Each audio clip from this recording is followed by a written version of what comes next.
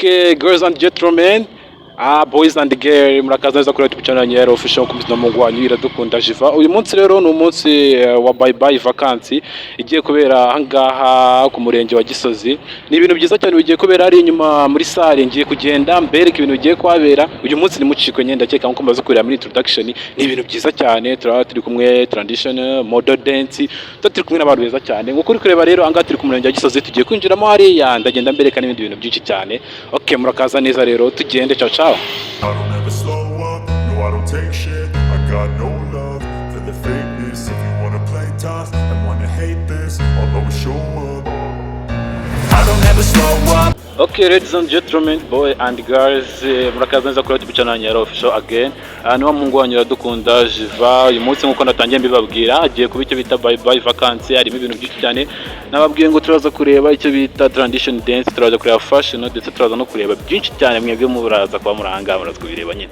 Gusa uyu munsi ndi kumwe n'umukobwa ukora fashion, ni umunyafashion wa Danje bamwita Sophie. Ni umugore urenze bya Danje. Uyu munsi tugiye kumuganira. Sophie, uri kwiyumva gute hano kuzanga ku murenge wa Gisozi kuza guperforminga muri fashion?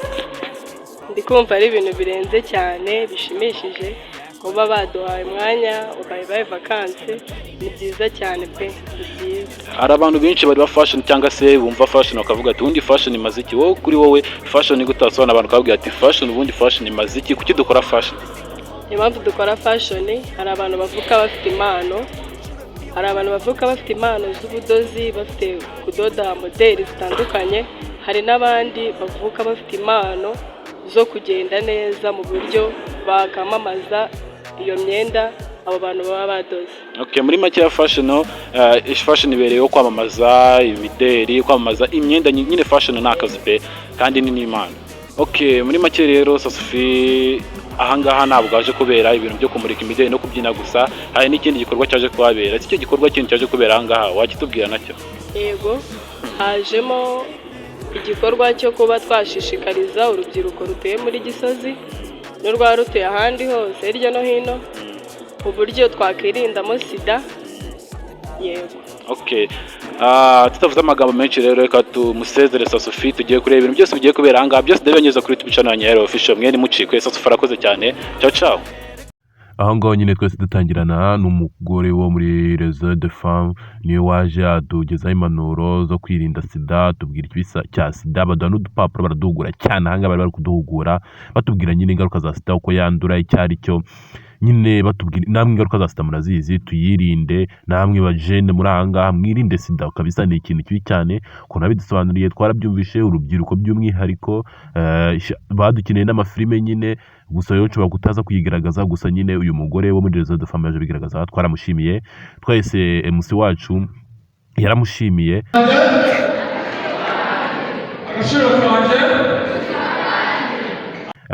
Cyari kigezeho rero twari tugiye kwakira hariya hirya muri kuhabona tradition dance, niyo twese twakira rero, kugira ngo ibindi byacu by'ama dance na fashion tuze kubireba twimereye neza.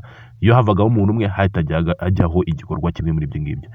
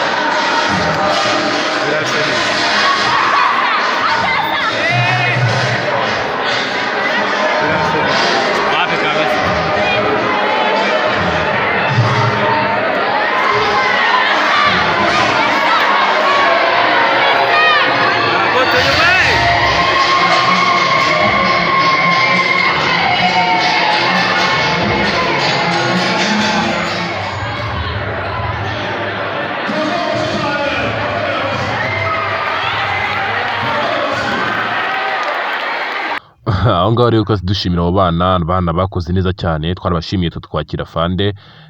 Tukimara kwakira Fande rero, Fande yaje atubwira ko ari budukemurire ikibazo cy'umudije nyine abana byabagendekeye nawe, aravuga ati ikibazo nacyo kiri mu bibazo by'umutekano ndaza kugikemura, tuba tuyishimye bya danje. Afande rero w'icyagarutseho yagarutse ku bana bakoresha ibiyobyabwenge nyine, urubyiruko by'umwihariko ibiyobyabwenge turi gukoresha, ugasanga umuntu yagiye mu kabari ngo nuko akabari gakesha, nawe ugasanga yahereye mu gitondo agejeje nimugoroba, yongeye kugeza mu gitondo. Twese tumushimira, twakira umukuru wa RIB muri Gisozi.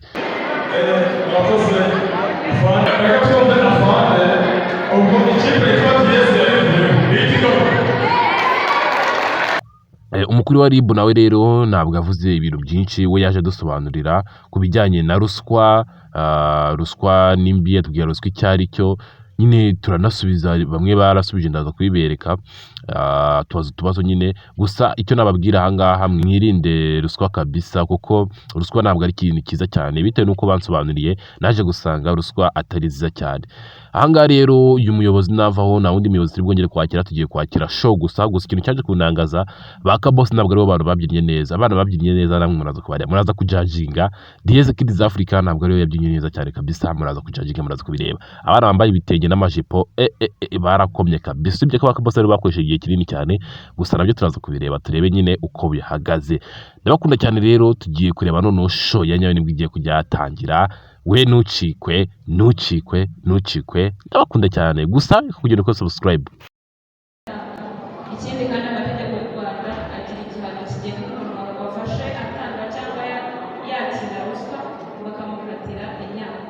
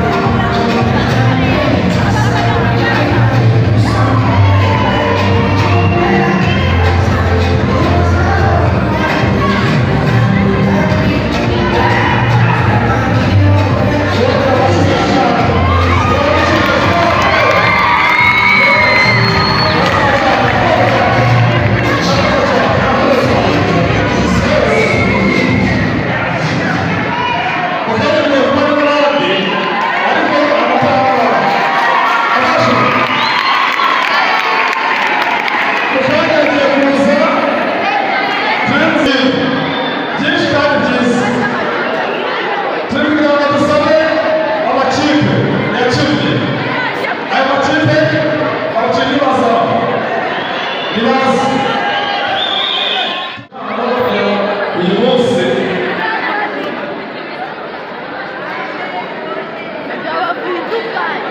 nabakuye gushimira rero